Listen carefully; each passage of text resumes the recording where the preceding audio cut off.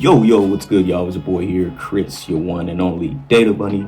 And in today's video, part one is just going to be a quick lecture. And this is going to be on what are switches, what are network switches, right? So in networking, you pretty much have multiple components of a company or of a business network. You know, you have the wide area network, you have the local area network, and then you also have like the wireless local area network. The wide area network focuses on things such as the internet going out to the public internet. Think of a neighborhood, right? It's a gated community, right? You live in this gated community, and then once you leave that gated community, once you drive through that gate, it's basically out there now, right? You're not in this closed in community. You're now further out there. That I kind of see the WAN, that's what they call the wide area network, or WAN. I see the WAN as that, you know, it's the wider area of the neighborhood, you know, so that's the WAN. The local area network, right, is, you know, it can be your village, whatever village you live in. It could be your town, or again, right, that gated community. The reason why I like to have that gated community there is because we have a component in networking. It's a physical device called a firewall, which is also known as, like, it could be a gateway, it could be many things. So that's why I put the analogy of gated community there. A local area network, right, is your gated community. Everyone knows everybody, or people talk to people like that. You know, the houses are all nice and everything like that. Everything is secure. You know, you may have secure, well, whatever it is, right? The point is, the local area network is local to all of your devices. Everything that is inside and behind that gate. Again, the gateway. The gateway is also known as the either firewall or the router. So that is the local area network. And then you have the wireless LAN, which is wireless local area network, which is like, you know, just the wireless of your local area network. Being that we're talking about the local area network, the LAN, and being that we talked about all the different parts of a network, as simple as I can put it, network switches are what controls that local area. Network switches are what controls traffic coming through and from that local network, the LAN. We can go more technical into it, such as it doesn't use IP addresses, it uses what I call MAC addresses. So if you don't know or not familiar with it, you can find a MAC address on your iPhone in the settings, or if you look at behind an access point, you may find a MAC address there. Or if you look at your computer and you go to the computer settings, you may find a MAC address there too. Or the MAC address is most likely going to be on a network card. So if you go to the network settings, you may be able to find that MAC address. Any device pretty much has a MAC address tied to it. If you look for it, you will be able to find it. So network switches work with MAC addresses, and they only can work within that local area network, right? Inside, behind that gateway. What are network switches? Now that we've thrown all the backstory and the technicals behind that, they're devices that will look like a square or a like a rectangle. Some can be big, some can be really huge, some can be small, right? But you can tell the difference between a router and a switch by looking at the many ports that are on that machine. So if you look at it, or if you watch the movies, and, you know, they go through that whole data center and then they see all those flashing lights and everything like that, and they open one of the network cabinets and it's nothing but just things, so many connections connected to it. That most likely could be a network switch. You know, it's very easy to spot those and to tell the difference between them. Or can just be servers, you know, which is not the topic of this, you know, this video, but you will be able to see the difference between the devices just by looking at them in the front. And it's just a box, right, with a bunch of internet ports in them. And you may have some more that's on like the right side of it, which are you're talking from the right side of it. And this faster speeds on those ports too as well. Or they may take bigger connections or connectors that look like internet ports, but they're not. They're actually what's called SFPs, and they work with fiber optics cables. So they work with like fiber. So that's what they would look like. And then you will also have some that are like very, very small. So you may have switches that are just about the size of this, like from like right. So like if I put my finger like this, you may have network switches that are just about that small. Maybe have like 5 ports on them. You may have some that's a little bigger with 8 ports. Again, they control traffic going in and going through, traversing your local network. And eventually they all lead back up to the router or the firewall, which I won't explain in this video, but that'll be another one. But they eventually talk back up there. And then the router does its thing and be like, okay, I'll let you out the gate. Here you go. Here's your free ticket to wherever you want to go, or here's this route to get to this person. I can take it from here. You don't have to worry about anything outside of the gate. I got you. So that's what the router does. I won't talk about that. But the network switch is a very fundamental and important device in a network, because you really can't. Your devices really can't communicate with each other without that.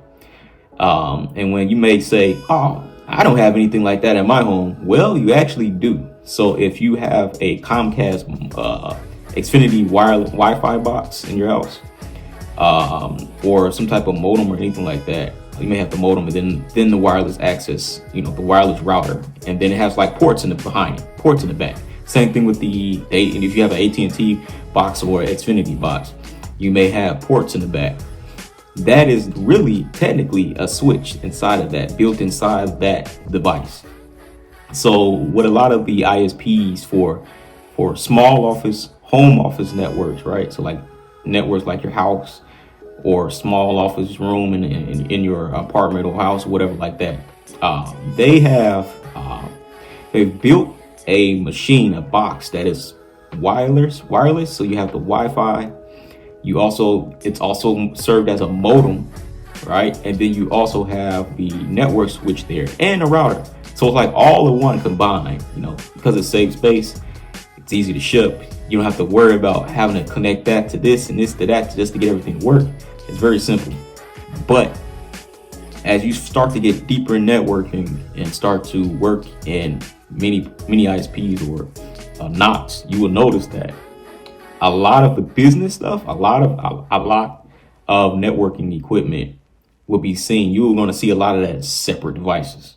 But so me personally, I do have an Xfinity box, but it's connected to my FortiGate, which is a separate router, and then that is connected to network switches, Forti switches. Yes, Fortinet likes to call them, connected to network switches. So it's like I have the box, but it's not serving anything else but passing a public IP address onto my FortiGate. So public IP address we're going to talk about later as well. But the network switch is a device that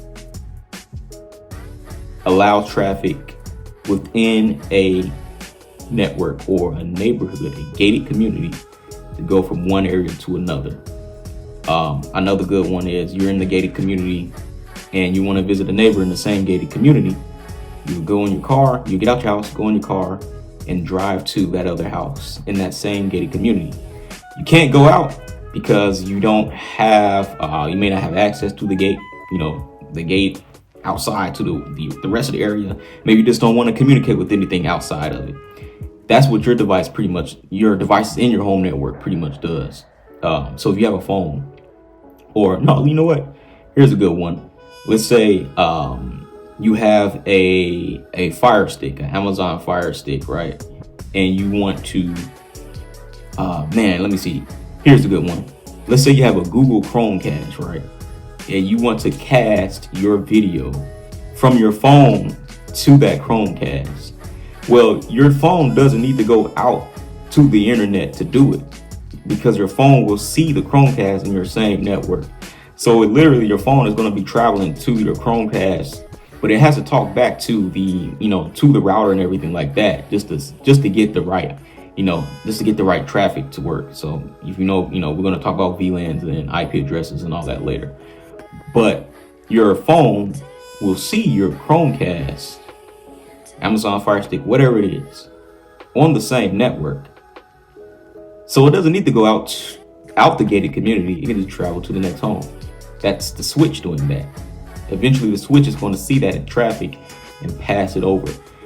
This is, if you're not using VLANs. If you are, then the switch will see the traffic, pass it to the gateway or the firewall, the router, whichever device you have. And then the router will do its thing, and then it will find it on a different VLAN or virtual local area network, right? That's another term. Or, it just finds it on a different network. That's just a simpler term. And then it will send it back down to the switch, and then it will say, hey, send that traffic there, and then it'll go back up to the router and then do that. So the router, it sees networks pretty much. The switch doesn't really see networks. It sees what are called, again, MAC addresses. Unless it's a layer 3 switch, which is another topic. So yeah, you have layer 3 switches, which are basically switches, but they can also act as routers too. So they can do that process and I talked about with the router. The layer 3 switch can do that same thing. So why they call it the layer 3? Because layer 3 in the OSI model, so if you don't know about the OSI model, has different 7 layers.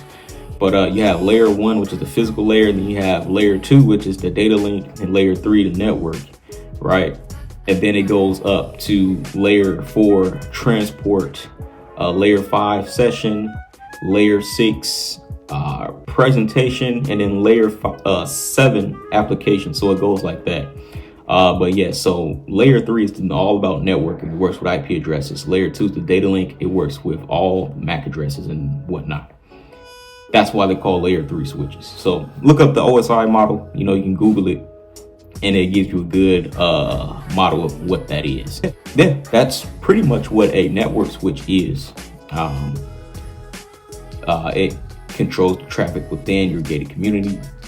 And then when you want to go visit a neighbor that's not living in your gated community, that's when you will want to go out to the gate, or that's when the traffic will want to go to the firewall, or another term, the gateway or the router, right? Why do they have all these different names? Well, a firewall is technically a router that is smart and can secure traffic and control traffic based on rules and policies like that. And then there's added things like if you want to buy subscriptions for virus protection, IPS, which is intrusion protection systems, right? Or, if you want to block botnets, right? Anything like that, that's what a firewall does. So it's like a router. It's like, think of a firewall as like a super router. It's smart and it's super. It does a bunch of stuff. Then you have the router, which does what the firewall does, but it takes the super out of it. So it just routes traffic. You can put policies in them, but it's very naked. So you can't really secure yourself.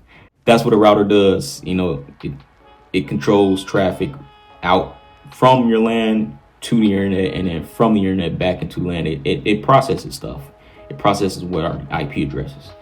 Gateway is pretty much the router. It's the same thing. It's just that the terminology, you may see gateway as like, and so if you go on your computer and this may say default gateway, it's asking, okay, your PC is looking for what gateway, like where is it going to approach when it tries to leave out to your gated community, your network? Where is it going to approach? Which gateway is it? And then it will be most likely that IP address of that gateway. So whether like 192.168.1.1, that's a default gateway. You may have it, or it can be 1.254. Who knows? Maybe it's 172.16.10.1. Maybe you have sub interfaces, and each sub interface is a gateway to all those separate networks. So yeah, you can split networks up into multiple ones. That's subnetting. Again, we're going to talk about that later as well. But network switches. I hope you guys enjoy the video. I wanted to make it technical, but not too technical, but also very simple for for people to understand. So that's why I like the analogies in them. So hope you all enjoy, and I will catch you all in the next video. See you later.